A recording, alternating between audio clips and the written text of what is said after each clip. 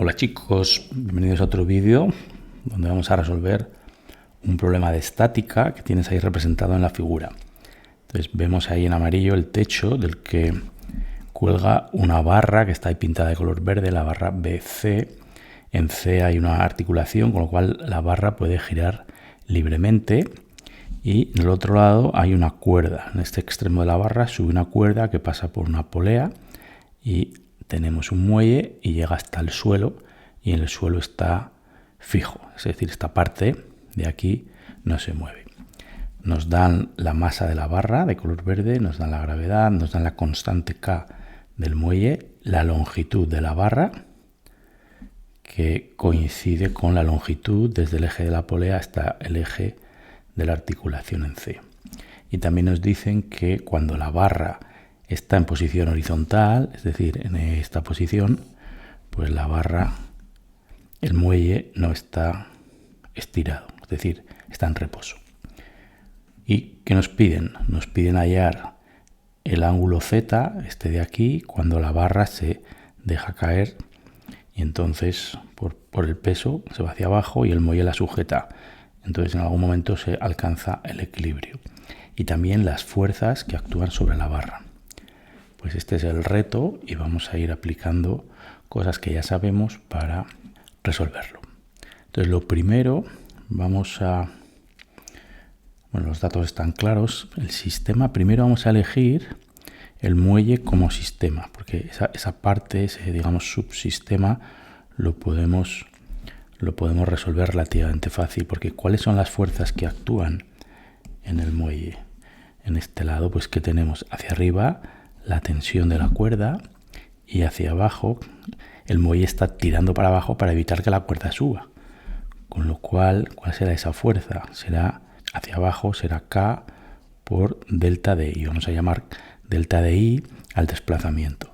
Podemos asumir que los ejes son X e Y de esta manera y como siempre aquí tenemos el eje Z. Entonces ya en este sistema que hemos pintado aquí podemos plantear la primera ecuación, que es que esas dos fuerzas deben ser iguales. ¿Por qué? Pues porque el sistema está en reposo. Muy bien, pero ¿qué es lo que no sabemos? No sabemos cuánto vale delta de I, pero lo podemos calcular sabiendo que, si miramos en el dibujo, lo mismo que haya subido el muelle, es decir, lo mismo que haya estirado el muelle, será lo que haya bajado la cuerda desde A hasta B. Es decir, esta distancia será, desde aquí hasta aquí, será delta de I. Y eso podemos calcularlo. Entonces, para eso tenemos que usar un poco de trigonometría. Entonces voy a pintar aquí afuera de nuevo el triángulo. Ese es el lado AC que mide L. Lo copiamos, lo giramos más o menos así. Fíjate que este triángulo, voy a ponerle nombre, ACB, es un triángulo isósceles. Isósceles, ¿por qué? Porque este lado mide L y este lado mide L. Con lo cual, ¿cuánto mide estos ángulos de aquí? Los podemos conocer. Si este mide Z, la suma de estos otros dos, que son iguales, será pi menos Z. Con lo cual, este ángulo en concreto mide pi menos Z partido por 2. Y este también mide lo mismo. Y ahora nos podemos fijar en este triángulo, vamos a llamarlo ABM, que es un triángulo rectángulo, trazando una altura desde B hasta el cateto AC. ¿Sí? Entonces también podemos calcular cuánto vale este ángulo pequeñito de aquí. Recordad que esto es delta de I. Y lo pongo para, no sé, lo voy a poner por aquí. ¿Cuánto vale ese ángulo? Pues fijaos, si ya nos fijamos en el triángulo AMB, la suma de todos los ángulos, el M es pi medios y el que nos falta, el ángulo en B, ha de ser pi. Entonces, ¿cuánto valdrá? Vamos a llamarlo alfa. ¿Cuánto valdrá ese ángulo alfa? Pues será pi menos pi medios, que es pi medios, menos esto de aquí, que es pi medios más z medios, y esto es z medios.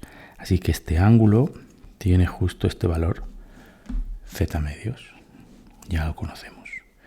Y ahora, ¿cuánto vale delta i? Pues ya conocemos los ángulos, necesitamos conocer un lado del triángulo AMB. Pero esto lo podemos saber porque ¿cuánto vale MB? Si ahora nos fijamos en el triángulo MCB,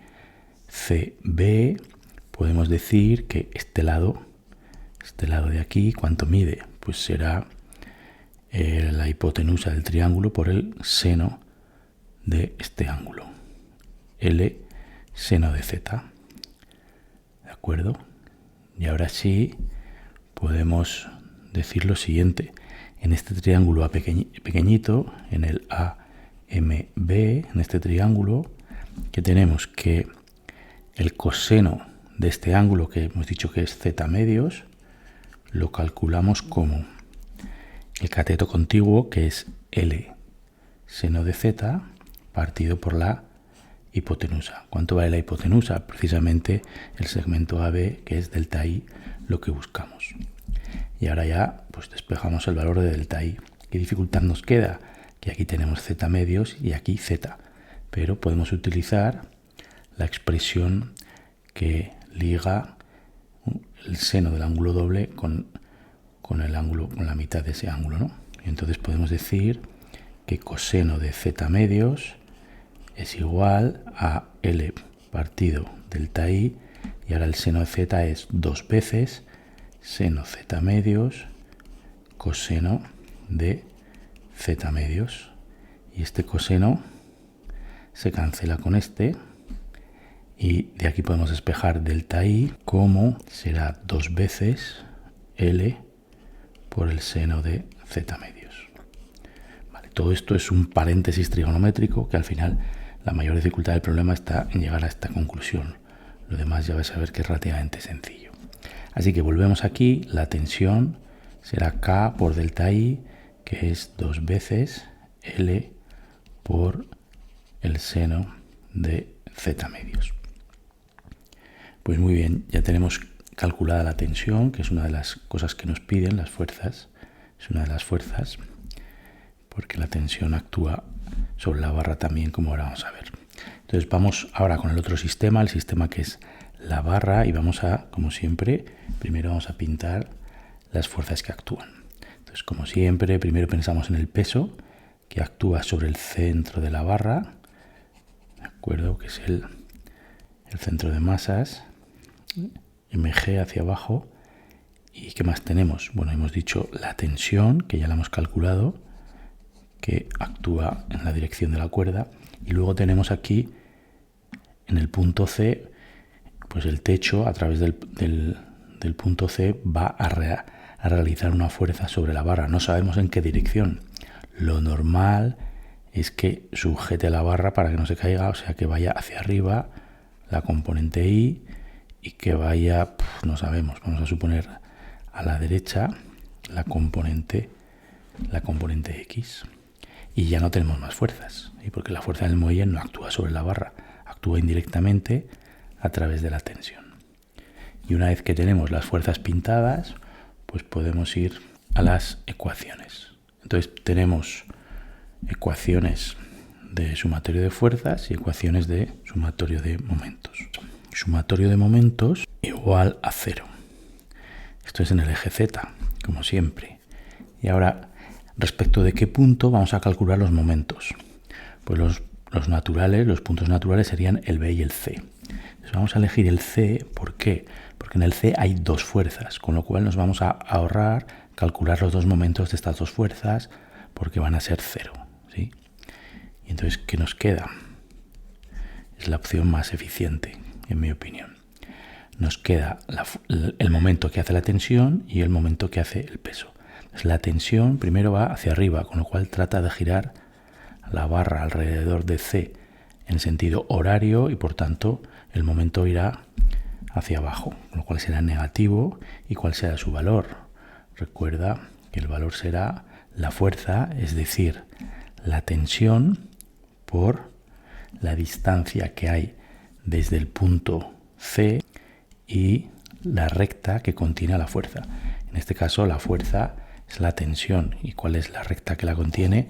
Pues es esta recta amarilla. ¿Cuál es la distancia del punto C a la recta amarilla? Pues fíjate, como es un triángulo isósceles, pues será la distancia desde C hasta el punto medio de AB. Lo voy a pintar aquí en rojo para que se vea más fácil. Entonces será, en este triángulo de abajo, será esa distancia de ahí que aparece en rojo, ¿sí? ¿Por qué? Porque al ser isósceles esto va a ser 90 grados y entonces C punto medio, que lo puedo llamar, no sé, N, pues será una perpendicular, es decir, la distancia. ¿Y cuánto vale eso? Pues nos podemos fijar en este ángulo.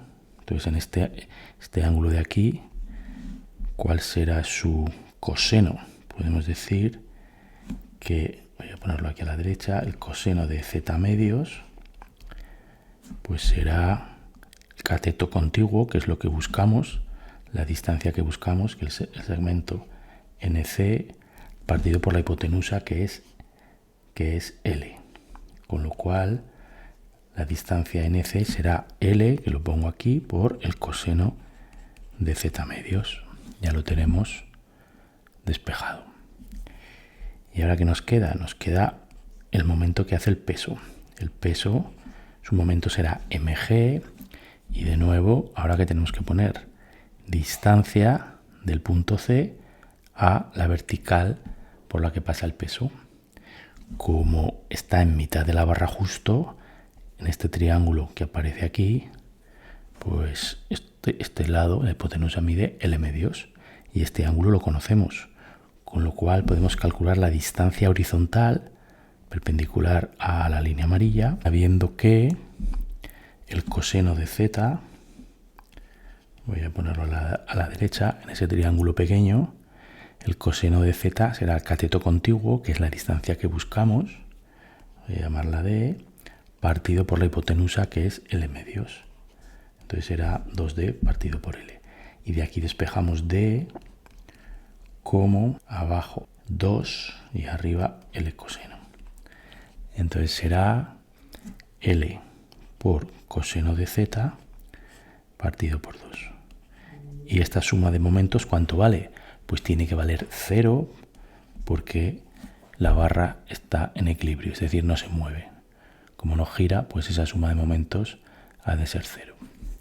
Muy bien, pues ahora vamos a hacer algunas cuentas. A ver, vamos a multiplicar por 2 para quitar el denominador. Y tenemos aquí una L que desaparece. Y también tenemos el valor de T. Es 2KL seno Z medios. Pues será 4KL seno Z medios igual, porque esto es negativo, pasando al otro lado queda positivo, mg por coseno de z. Me he olvidado de copiar, perdón, este coseno de z medios de aquí. Vale, esto es mg coseno de z, y ahora, ¿cuánto vale 2 veces seno coseno? Pues será el seno de z. mg coseno, con lo cual la tangente de z, que es seno partido por coseno, será mg partido por 2kl. Y despejamos que el ángulo de equilibrio será la arco tangente de mg partido 2kl. Y este es el resultado que nos piden. Entonces date cuenta, por ejemplo, que si la masa o la gravedad, es decir, si el peso de la barra aumenta, el ángulo se va a hacer más grande, porque la arcotangente es una función creciente entre 0 y pi medios. ¿Sí? O sea, más grande porque la barra al pesar más bajará más. ¿Sí? Y si la constante del muelle es más grande, quiere decir que tiene más resistencia a ser deformado, con lo cual el ángulo será menor. O sea, tiene bastante sentido lo que sale. Nos falta fuerzas que actúan sobre la barra. Entonces nos quedan todavía por usar dos ecuaciones, que es en el eje X, que la suma de fuerzas valdrá 0. ¿Por qué? Porque esto está quieto. ¿Qué fuerzas tenemos que actúen exteriores sobre la barra verde? Pues tenemos F sub X, que será positivo, y después la componente horizontal de la tensión, que será hacia la izquierda, o sea, negativa, y será T por, fíjate que T está aquí, en este segmento AB, con lo cual habrá que multiplicarla por el seno de este ángulo. Pero este ángulo, perdón, sí, por el seno de este ángulo que hemos dicho que era z medios. Seno de z medios, y ya no tenemos más horizontales, así que esto va a ser 0. Con lo cual, ¿cuánto valdrá f sub x? Pues será la tensión, que la tenemos aquí calculada, 2 veces L seno de z medios, y multiplicado otra vez por z medios, o sea, seno cuadrado z medios. Y ya tenemos f sub x. En el eje Y, sumatorio de fuerzas también será 0. Así que f sub y con signo positivo porque la hemos considerado hacia arriba, y el peso menos mg negativo, y luego la componente vertical de la tensión, que será más t, si aquí era seno, pues ahora será coseno de z medios. Y de aquí despejamos f sub i será, perdón, y esto igual a 0, con lo cual f sub i será mg más la tensión por el coseno z medios. Tensión que vale, me he dejado una K, ¿verdad? Aquí falta una K, esto es 2KL. Venga, 2KL. Vale, y ahora sí, tensión que es 2KL por seno z medios y por coseno de z medios. Es decir, que f sub i será esto con esto y con esto, hace un seno de z, con lo cual será mg, vale, esto es un menos. Venga, será entonces mg menos k por l por el seno de z. Y ya está. Entonces ya hemos calculado el ángulo de equilibrio y las tres fuerzas, que son la tensión que tenemos aquí y las fuerzas que hacen el techo sobre la barra en el punto C, que son f sub x y f sub y. Si queréis podéis ponerla en forma vectorial como f sub x por y más f sub y por j. Esto lo hemos hecho más veces. Y ya está. Con esto terminamos el ejercicio y lo dejamos completamente resuelto.